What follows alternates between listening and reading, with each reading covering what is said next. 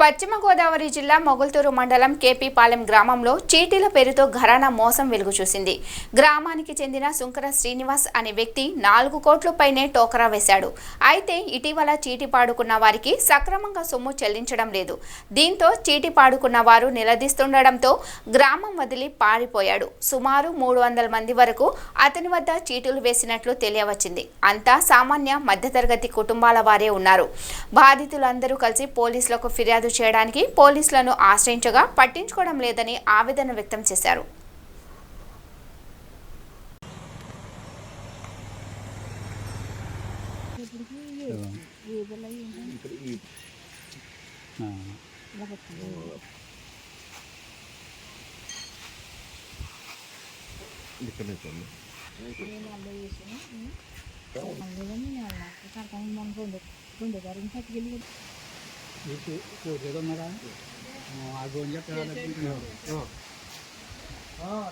బాగా మాట్లాడి లేదు చూసాను అలా ఆయన దగ్గరికి వెళ్ళాక ఫోన్ చేస్తున్నాను.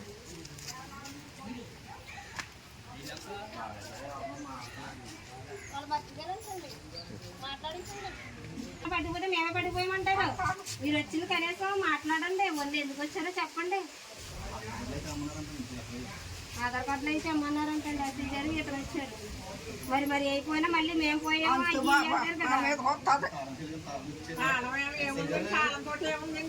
ఏమో మరి మేము చూడలేదు.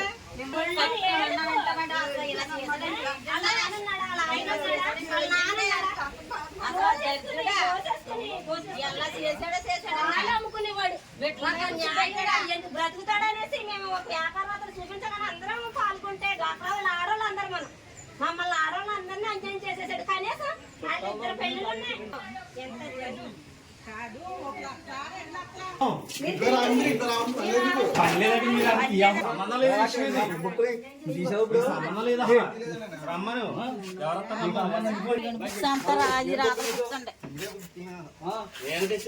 సీట్లు అండి దగ్గర ఉన్న సీట్లు అని ఇక ఫోన్లు ఈ ఫోన్లు అన్ని పెట్టింది వాట్సాప్లు అయినా మాట్లాడటండి. జనం ఎవరైనా వస్తే పాటించేవాడు కదండి. ఫోన్ లో వెళ్ళిపోయాడు పాటలు. 4 ఫోన్లు ఎట్టుకుని 4 చేర్చుకోవడం నేను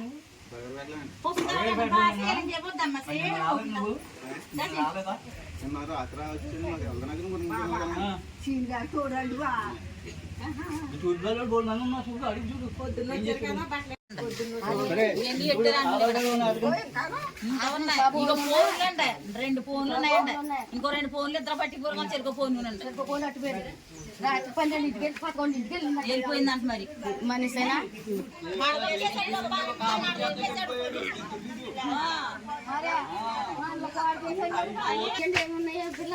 రెక్కల బుక్లు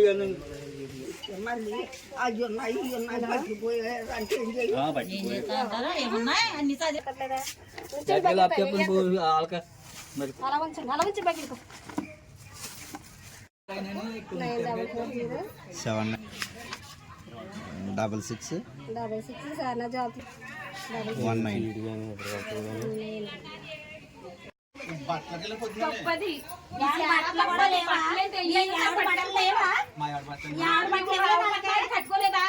మేము నడి రోడ్డు మీద నిలబడ్డాయి.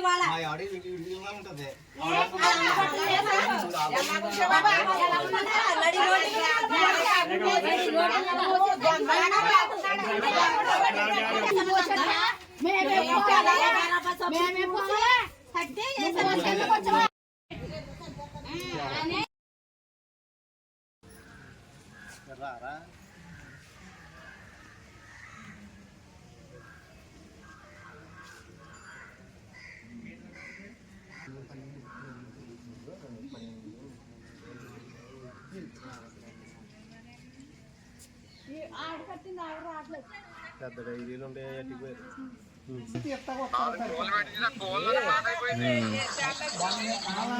అది కేపీపాలెం అండి, అల్లవారి మీద.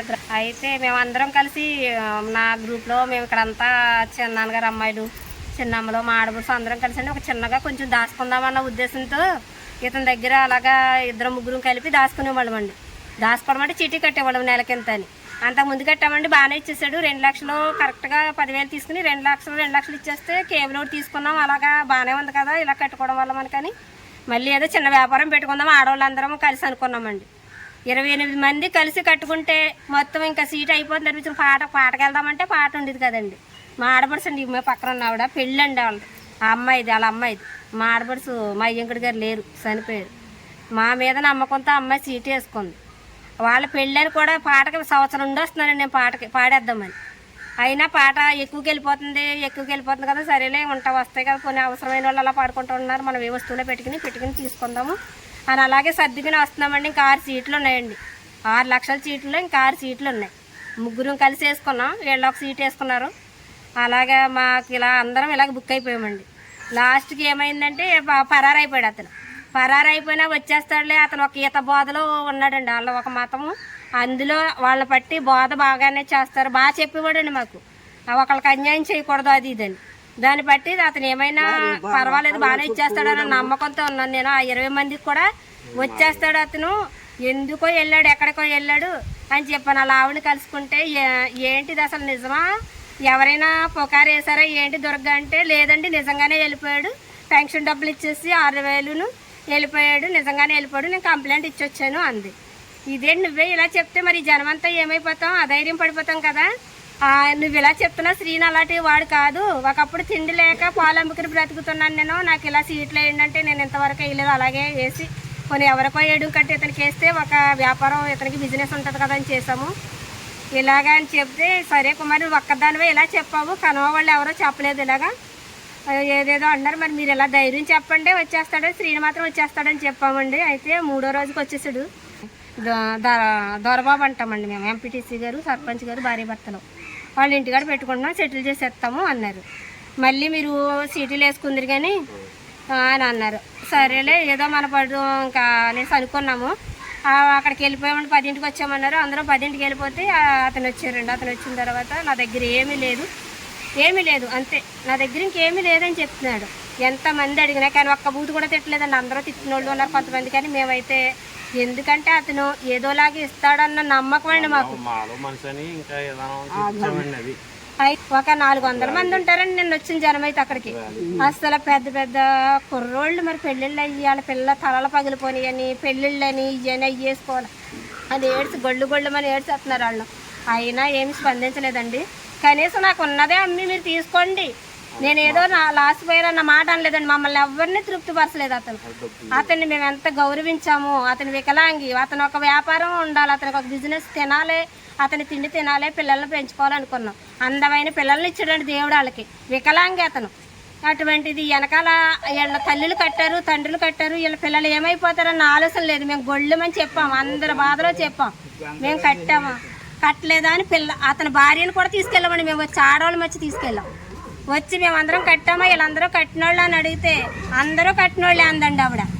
ఇలాగా శ్రీను గారు రిజిస్టర్ లేదంటున్నారు